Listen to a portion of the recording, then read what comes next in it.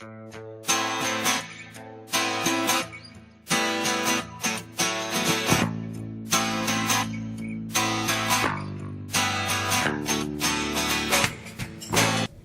to Eye on the Tigers News.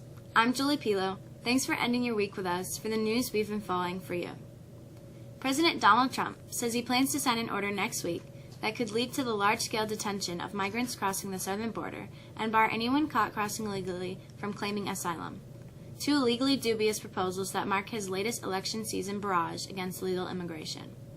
Trump also said he had told the U.S. military mobilizing at the southwest border that if U.S. troops face rock-throwing migrants, they should react as though the rocks were rifles. U.S. immigration laws make clear that migrants seeking asylum may do so either at or between border crossings, but Trump said he would limit that to official crossing points. The U.S. also doesn't have space at the border to manage the large-scale detention of migrants, with most facilities at capacity. Trump said the government would erect, quote, massive tents, end quote, instead. The Florida man accused of sending pipe bombs to prominent Democrats and critics of President Donald Trump is due in court for a bail hearing. Federal prosecutors contend that 56-year-old Cesar Sayek should remain jailed until trial, given the magnitude of the charges and the strong evidence against him. Sayek is accused of sending 15 improvised explosive devices to numerous Democrats, Trump critics, and media outlets. Against the backdrop of next week's midterm elections, the U.S. job market is the healthiest it's been in at least 2 decades. And with another strong hiring report expected Friday, some barometers of the job market suggest that it has room to strengthen further. Businesses hungry for workers are advertising a record number of openings. Companies in October added the most jobs in 8 months, a private survey found. Pay has also been picking up.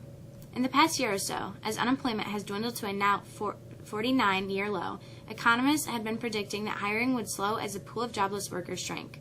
Yet so far that hasn't happened. In fact, the job growth has actually accelerated this year from 2017. Apple's new iPads will more closely resemble its latest iPhones as they ditch a home button and fingerprint sensor to make more room for the screen. As with the latest iPhone models, the XR and XS, the new iPad Pro will use facial recognition technology to unlock the device and to authorize app and Apple Pay purchases. Apple also unveiled new Mac computers, including an overdue refresh of the MacBook Air laptop, now with a high-resolution screen. Better screens come with price increases for both iPads and Macs. Enjoy your extra hour of sleep this weekend as daylight saving time ends. Clocks are officially set back early Sunday morning from 2 a.m. to 1 a.m. We won't tell anybody if you do it before you go to bed Saturday night, though. This year marks the 100th anniversary of the first imposition of daylight saving time in the U.S., when Congress adopted the Standard Time Act of 1918. A baggage handler working on an American Airlines flight at Kansas City International Airport while allegedly drunk Saturday fell asleep in the forward cargo hold of a Boeing 737-800 and flew to Chicago. The employee was discovered when the aircraft arrived at the gate in Chicago, according to a statement from American Airlines. The baggage handler was not injured during the hour-long flight. More rain for today. What can we expect for the weekend? Here's Shannon with the forecast.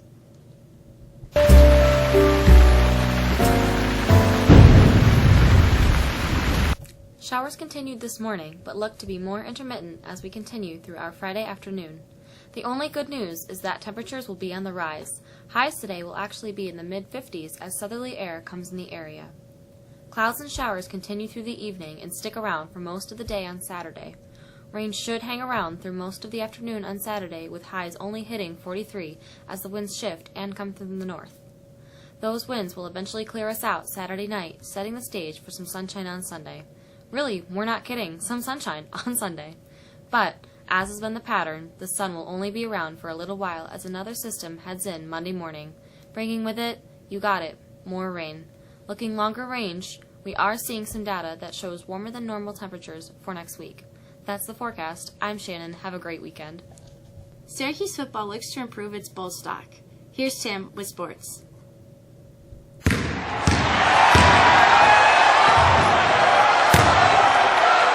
Syracuse Orange football team has already qualified for a bowl game, the first time since 2013. Now they'll begin the process of determining what level of bowl they will be invited to. They'll face a test Saturday night when the team travels to a much improved Wake Forest team that blew out Louisville last week. Wake is 4-4, but is giving up an average of 46.6 points per game to Power 5 opponents. The game kicks off at noon and can be found on the Yes Network. The Buffalo Bills are 2-6 and have the worst passing offense in the NFL. The Bills are averaging just 10.9 points per game during a season that's producing some of the most prolific offensive numbers in NFL history. Through 8 weeks, the NFL scoring average is 24.1 points per game and on pace to break the league record. The Bills will need to figure it out this Sunday when it heads to Chicago. The Jets travel to Miami. The more woeful Giants have a much-needed bye week. And finally, good luck to the Mexico girls swimming team as they headed to the sectionals meet earlier this morning. And to the boys and girls cross-country teams, they're set to run tomorrow at the sectional meet. That's it in sports. I'm Tim. Have a great day. That's all for us this week. Have a great weekend. I'm Jolie.